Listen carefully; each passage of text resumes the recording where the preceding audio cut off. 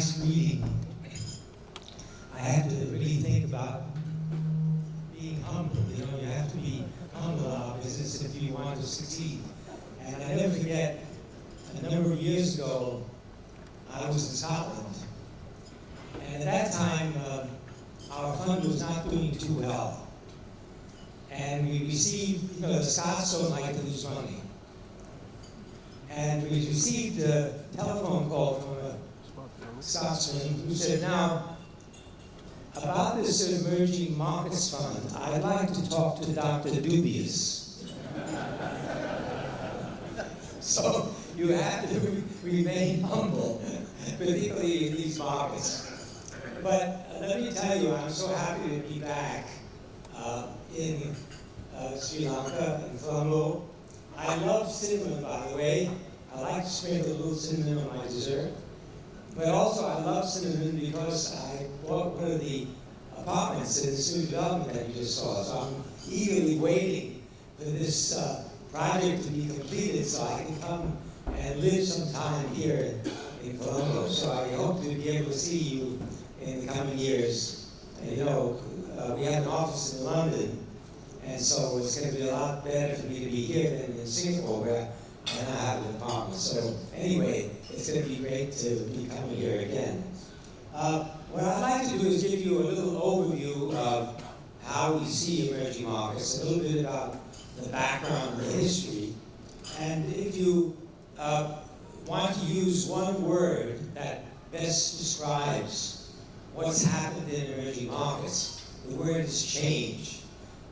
You know, we started the first emerging markets in 1987 with $100 million and with only 7 markets in which to invest, which is amazing. 6 or 7 markets we were able to invest that time.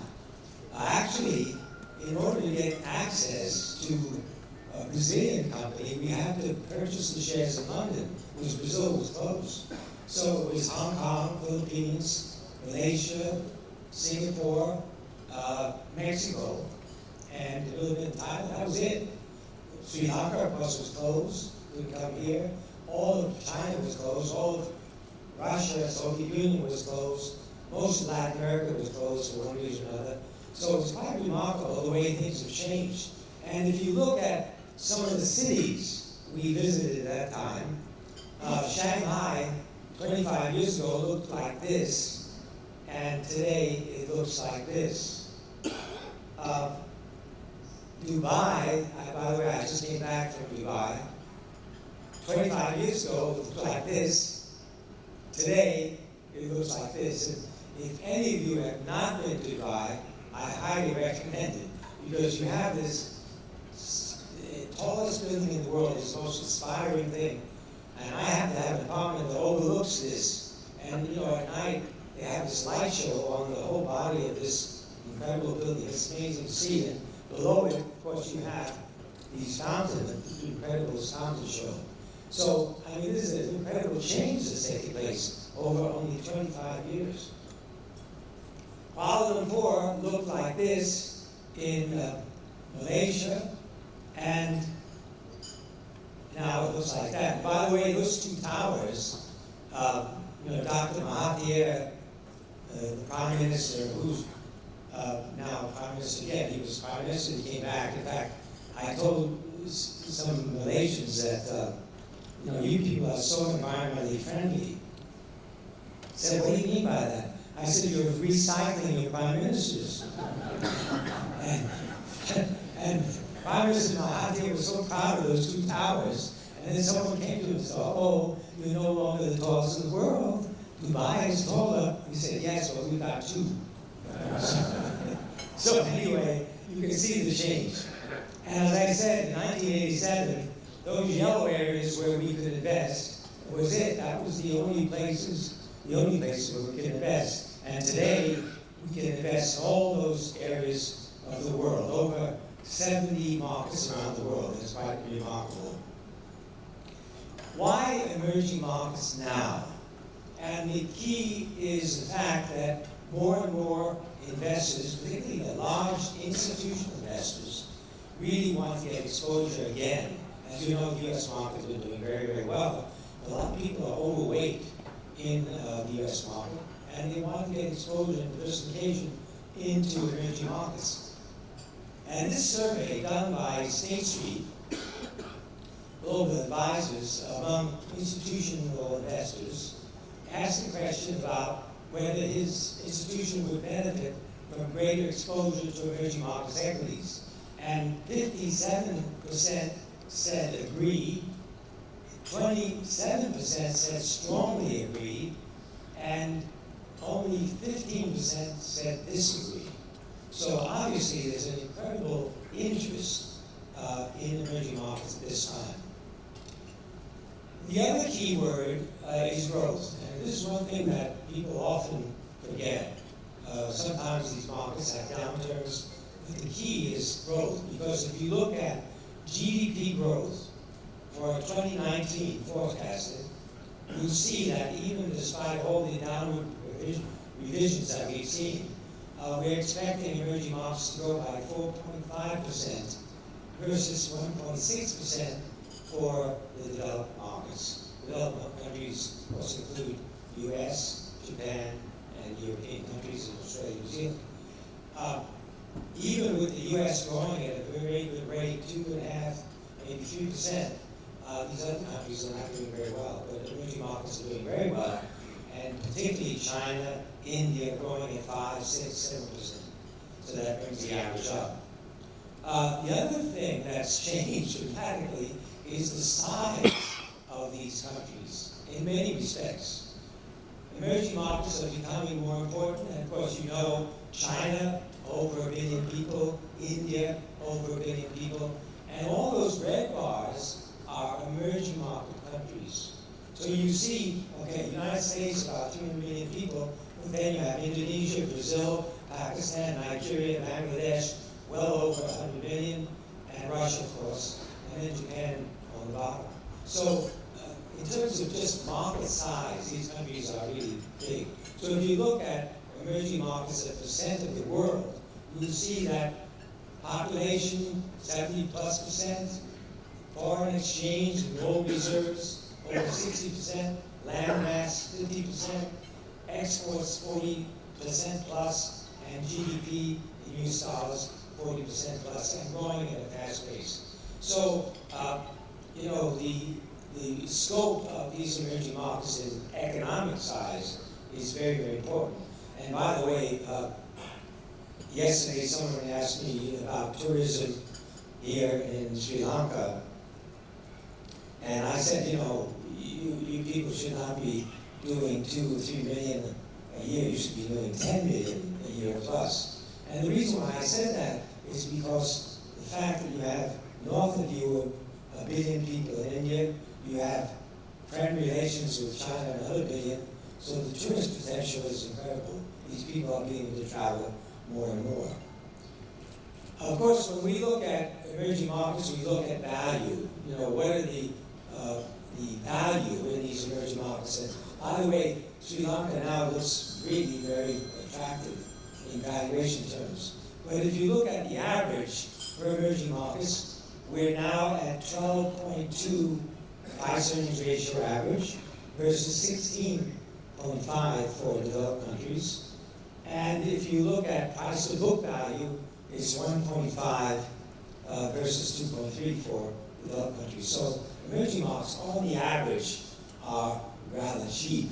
Although, you know, one thing you got to remember is that with interest rates down to single-digit levels, low single-digit, and in some cases, like with the euro at negative levels, you've got to take the reciprocal to get some idea what the price earnings ratio should be. So if interest rates are 1%, you can justify a price earnings ratio of 100 times, which is why, I mean, for us, when we first came into emerging markets, we were buying stocks at 5 times price earnings ratio, and now, of course, that's a different story. Currencies are cheap, and if you look at the currency index for emerging market currencies, you can see it's come right down against the US dollar. And of course, that's beginning to stabilize. We're beginning to see some of these emerging market currencies stabilizing at a steady level. Now, one of the most important situations that we've encountered with emerging markets is the technology, the internet. It's been remarkable because when you have a situation like you say, a country like Kenya in Africa, they've actually leapfrogged from nothing to the latest technology. So you have a situation where the leading telecoms company, Safaricom, which is part of Vodacom, launches a money transfer service called M-Pesa. And people without bank accounts suddenly have the ability to transfer money all over the country. It's an incredible development. And it couldn't be done without the internet, without this new technology. So this is having a really incredible impact on these countries. And if you look at internet users in emerging markets, China, 805 million web users are more than that of the EU and US combined. And it represents only 55% of the country. And if you look at all these countries in red on the bottom are China and India, then you have Brazil, Russia, Indonesia, all these countries in the number of internet users, all of them are well over 30 million plus, so it's quite remarkable.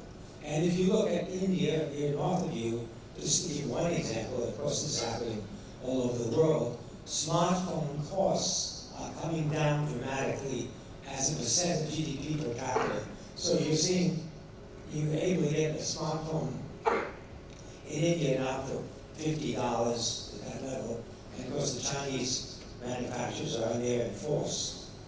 And then, very interesting, cryptocurrencies. You know, I suppose many of you are aware of the dark web. Well, the dark web is big, and cryptocurrencies are used extensively in the dark web, and of course Bitcoin is the most famous of all.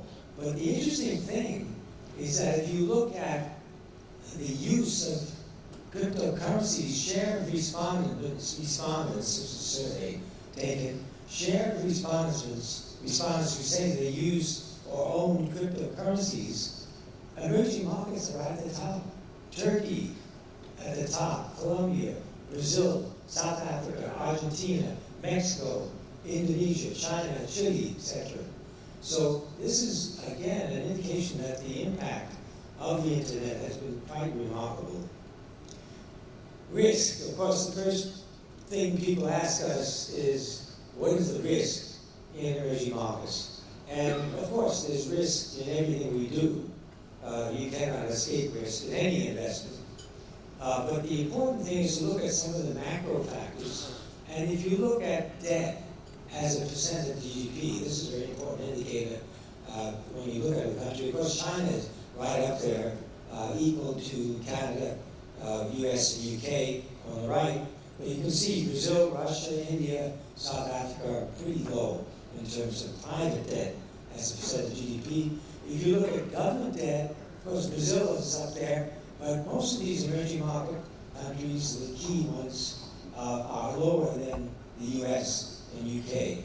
So this is one very important indicator. But probably one of the most important is this, foreign reserves.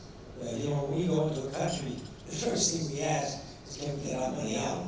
And we've had examples like in Nigeria where the central bank said, look, we'd love to give you your money, but we don't have the foreign exchange reserves. So we said, okay, we'll wait. We finally got the money out. But foreign reserves are very important. You can see Brazil, Russia, India, China, South Africa, foreign reserves to GDP ratio much, much higher than Canada, the US, and the UK.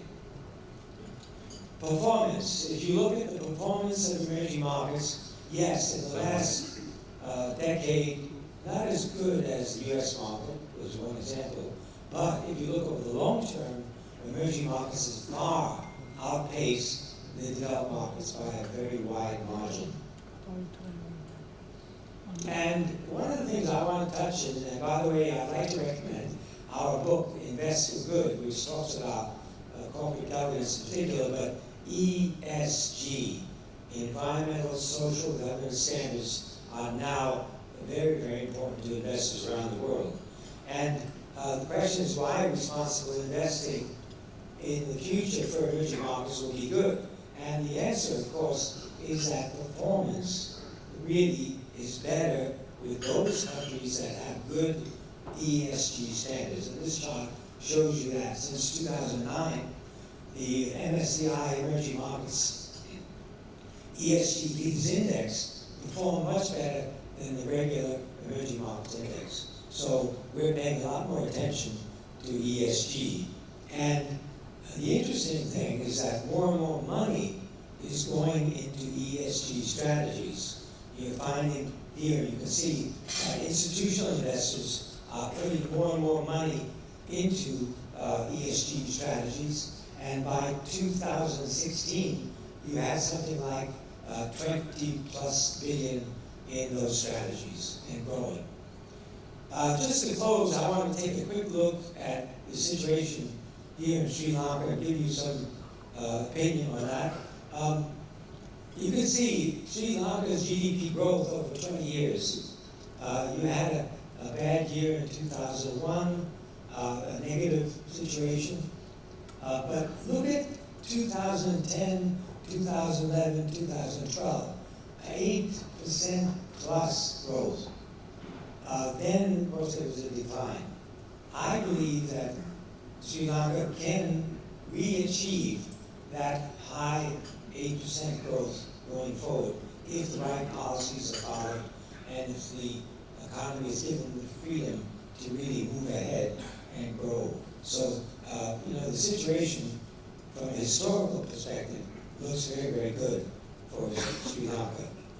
The stock exchange index, this is the MSCI Emerging Markets Sri Lanka Index, and you can see during the last 10 years it's sort of been sideways. Of course, there's been fluctuations along the way, but this, I believe, is the base for another big up move in the index if the policies are followed for economic growth.